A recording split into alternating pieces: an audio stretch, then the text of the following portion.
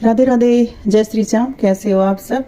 तो भी सभी को पता है कि भाई अब पितृपक्ष से आने वाले हैं। और एक फ्रेंड है भाई, उसने मुझे पर्सनली पूछा था कि भाई जो पितृपक्ष होते हैं उसमें हमें लड्डू गोपाल की सेवा कैसे करनी चाहिए, और क्या हम पितृपक्ष में, जिसको श्राद्ध भी बोलते हैं, उसमें अपने देवी देवता की पूजा भी ऐसे ही कर सकते हैं, या इसमें कुछ बदलाव होता है कि हमें पूजा नहीं करनी होती, सिर्फ हमें पितर की पूजा करनी होती है।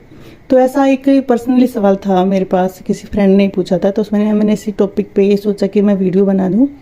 तो भाई जो ये पितृपक्ष होते हैं इनको श्राद्ध भी बोलते हैं, और हमारे यहाँ तो इनको भी कनागत बोलते हैं।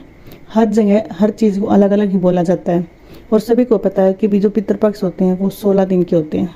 और जो ये पितृपक्ष होते हैं इसमें क्या होता है कि भाई हम कोई भी नया कार्य नहीं कर सकते, कोई भी हम जो व्रत करते हैं वो अगर कोई रखना चाहे तो वो नहीं रख सकता है। मतलब कोई नया काम नहीं करना, कोई घर का नया काम नहीं करना होता, कोई शुभ कार्य नहीं करना होता, नए कपड़े नहीं पहनने होते, भी नए कपड़े नहीं सिलवाते। मतलब कोई भी घर में है ना जो 16 दिन 15 दिन के लिए है ना नई चीज़ें नहीं खरीद कर लाता।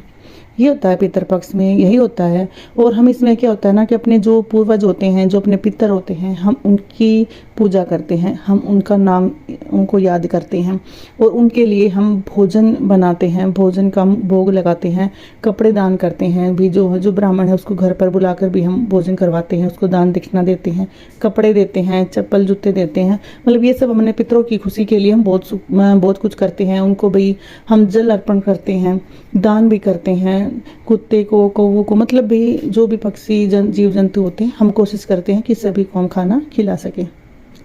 और हाँ ये है कि भाई अगर मान ले कोई मंदिर बनाना चाहता है, अपने घर में भी कोई छोटा सा मंदिर बनाते हैं, तो मतलब इन दिनों में कोई नए मंदिर की शुरुआत नहीं करनी चाहिए, कोई नए देवता को अपने घर में हमें विराजमान नहीं करवाना चाहिए। जो है जैसे हम पूजा कर रहे हैं अपने देवता की, अपने गुरु की, हम किसी भी इष्ट की, अपनी माता की, जो भी हम वहाँ पर पूजा कर रहे होते हैं अपने मंदिर में, वो पूजा हमें रेगुलर रखनी है। और उस पूजा में हमें ये बोलना होता है कि भाई जो हमारे पितृपक्ष हैं उनको भाई मतलब एक तृप्ति मिले, जो हम पूजा पाठ कर रहे हैं, जो भी हम करना, जो श्राद्ध में हम उनको अर्पण कर रहे हैं, तो भाई उनको जो है ना वो एक अच्छी अपनी मतलब उनको एक स्थान मिले। वो हमारे पितृदेव हैं जो ऐसे ना भटके, उनको एक अच्छा भगवान स्थान दे। हमें अपने भगवान से ये और मतलब बातें करनी है कि भी हमारे पितर को एक अच्छा स्थान मिले।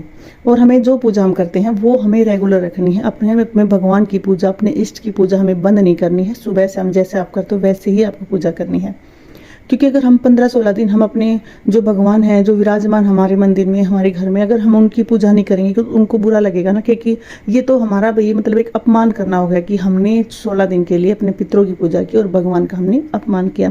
तो हमें अपनी पूजा पाठ बिल्कुल भी नहीं छोड़ना है। और लड्डू गोपाल को जैसे आप हर रोज लड्डू गोपाल की सेवा करते हो, क्योंकि लड्डू गोपाल आपका एक घर का मेंबर होता है, वो एक सदस्य है आपके घर का। भगवान भी है लेकिन उससे ज़्यादा वो आपके घर का सदस्य है, जिसने आपके घर की बागडोर है संभाली हुई है। तो जैसे आप लड्डू गोपाल को उनकी पूजा करते हो, सुबह उठाना, नहलाना, खिलाना, भोग लगाना, शाम को सुलाना, जैसे भी आप रूटीन से करते हो, आपको वो पूजा वैसे ही करनी है। पितृपक्ष में हमारी पूजा में कोई भी बदलाव नहीं होता है। बदलाव ये होता है कि इस टाइम पर हमें कोई नई चीज़ नहीं खरीदनी होती, हमें कोई भी शुभ काम नहीं करना होता है। पितृपक्ष में बस हमें यही ध्यान रखना होता है कि हम कोई नया काम शुरुआत ना करें, लेकिन जो काम हम कर रहे हैं उस काम को हमें नहीं छोड़ना चाहिए। जो भी हम व्रत कर रहे हैं, कुछ भी कर रहे हैं, मतलब जो अपना पूजा पाठ सब रूटीन में रखना है, कोई काम हमें नहीं छोड़ना है। यही होता है पितृपक्ष। और भाई इसमें ज़्यादा कुछ भी नहीं होता, सिर्फ हमें अपने पितरों को खुश करना है, उनको प्रसन्न करना है। मतलब अपने घर में अच्छी चीज़ें भी खाते तो हमें है, पितर को तो भोग लगता है, लेकिन उसको इन चीज़ों से जो है ना उनका तर्पण होता है, उनको हम वस्त्र भी दान करते हैं, इससे हमारे पितर खुश होते हैं। 16 दिनों में ये बोलते हैं कि भी जो हमारे पितर हैं वो हमारे घर पर आते हैं।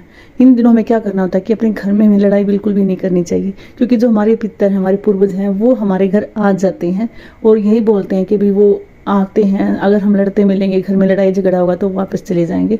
और अगर हम खुशहाल जिंदगी जी रहे हैं, अच्छे से होंगे और अच्छे से हम भी श्राद्ध निकाल रहे हैं, तो हमारे पितर खुश होकर हमें अच्छा आशीर्वाद देंगे। राधे राधे।